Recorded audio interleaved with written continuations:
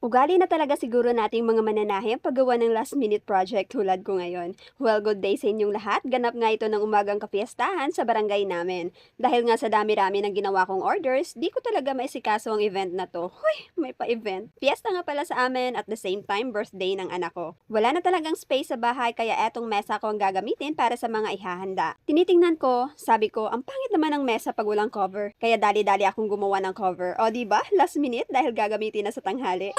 Ang ginawa ko, nilatag ko lang yung tela sa mesa at tansyado nga pala yung mga sewing allowance dyan. Nagpatulong na lang din ako sa asawa at kapatid ko sa pagkat ng mga tela. Pagkatapos nga yung para sa side naman, sinukat ko lang paikot sa mesa na nakatupi po sa gitna yung tela. Tapos ang ginawa ko, hinati ko lang sa gitna at pinagdugtong. Dahil ang plano ko, sharing ko na lang dahil kung pleats, matatagalan ako. So ayun na nga, okay din naman ang kinalabasan. Mas maganda pala pag madalian.